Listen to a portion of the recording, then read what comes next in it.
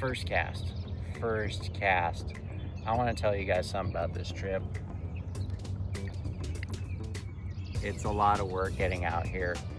I thought I'd time this as perfect as I could. I had the right weather. I looked at the weather a week out, a week away, and I'm just like, this might be the opportunity to go. It's a long drive and a long walk with all my gear, but we made it out here. Hopefully we don't first cast curse it, but we're gonna get out there. Hopefully we'll catch some.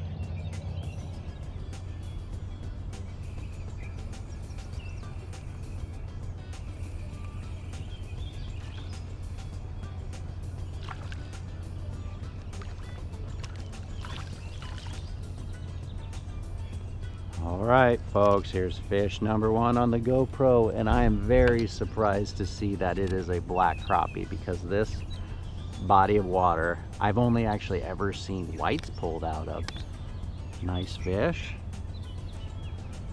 We're just targeting those spawning fish. Water temperature is 67 degrees. It's warmer than I thought it'd be, but we have had some daytime highs that have been up there. We're just gonna fan cast like we did in our last video, and I'm just hoping to stick a really good one. I'd love to catch a 14, 15-inch fish today if I'm lucky. First things first, gotta hone in on them, gotta figure out what depth they're holding at. The water is really dirty today, which I like, because if that water is dirty, I would assume that those fish might hold shallower, so I'll have less water column to work for those fish. And I'm also hoping in the event that sun gets high, those fish would be less likely to push off deeper if they choose to. Just slow rolling a jig, letting it fall to bottom every now and then to check my depth, swimming it a bit every now and then, popping it just for some drawing power. I'm popping it in that dirty water. We're just gonna work down the bank and see if we can come up with some nice ones.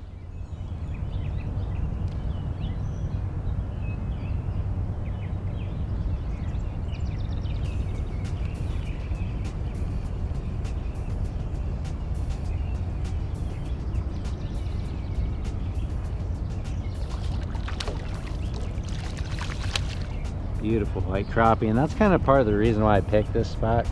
I wanted to fish a place where I could catch some good white crappie.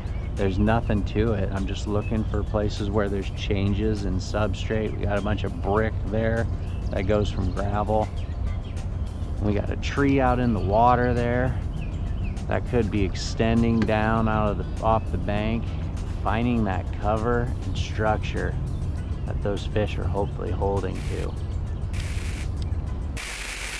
All right, folks, so I just forgot that I was not filming because I had to completely switch gears. But guys, look at this crappie I just caught. I'm glad I thought of this.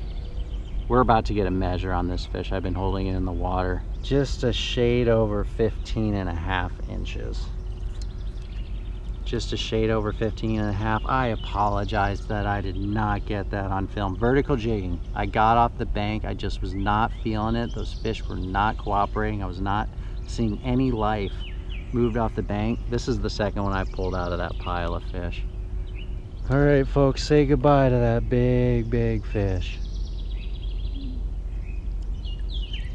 Crazy. All right, let's see if we can hit another one of those. Oh, there we go. That one felt good too. Another big fish.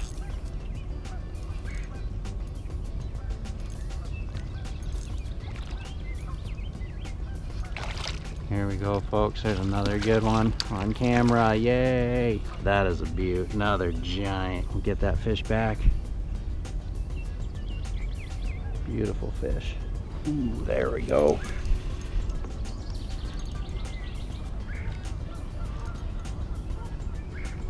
There's another one, a group of them suspended up above this tree. I'll finally get in front of you guys and we'll talk about these beautiful crappie. Another dinger. These are exactly what I came here for, these beautiful whites. Turn the camera around for real and talk about what I've been experiencing, why I made a big change to vertical jigging. So a lot of nothing has really happened up until this point. Got here this morning, first cast curse almost, caught a few smalls. I just was not seeing numbers of fish up on the bank and just no signs of life. So after about an hour and a half of doing that, I decided it was time to search for these fish. And so you see that tree right behind me there coming down in the water. That is a big tree, and that is the trunk going out into the water there.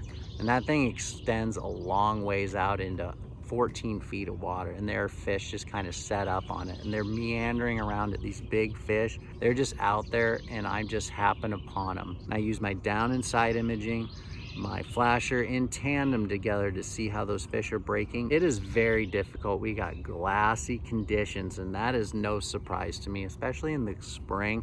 I feel like glassy conditions are even tougher in the spring compared to fall. I wasn't seeing any action on the bank, no life.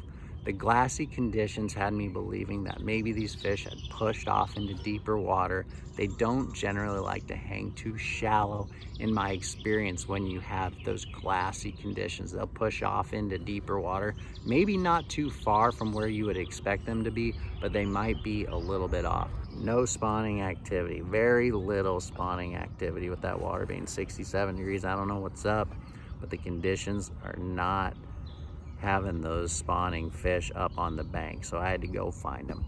Stay tuned, let's see if we can catch a couple more doozies before we have to head home. It's too juicy, it's different. It's different. I was like, that just looks different. Gotta try it. Here we go, folks. Here's a spawner. There's the fish right there, beautiful black. That piece of stone right there. So we've had a good variety of things we've been doing today. Vertical jigging's definitely caught the big ones today by far, but there are still a few fish spawning. Just looking for those irregularities on the bank, things that look a little different. The day after this trip, I got online and I found this crappie forum where these gentlemen were talking about how the big fish push off during the spawn during the day, and then they come back for multiple cycles to drop eggs. So I thought that really aligned with kind of what I was experiencing with my down and side imaging. When I got there, really low light, the sun hadn't rose yet, but it was just starting to put off some light. And I got a lot of big marks that were just kind of out there, not far from the bank. And then as the day progressed, they were disappearing. These guys who wrote this little excerpt on this forum, they were using live scope, and they were actually seeing this real time. They say those big females during the spawn will go up, dump eggs, leave during the day, and go back and do this multiple times. So those big fish might be more susceptible to being caught at night. This is nothing new as well. We know that some of those big fish will push up really shallow during the night, and then they'll leave during the day. With the 80 degrees we've had day after day after day, it's been unfortunate to say the least with that timing. That made all that water heat up so fast, and I'm kind of disappointed, but that is so typical of Iowa weather. It's going to stay cold for as long as it can, and then we'll just have an insane heat up. It rarely seems to be anything gradual in the spring. It's always like this short thing.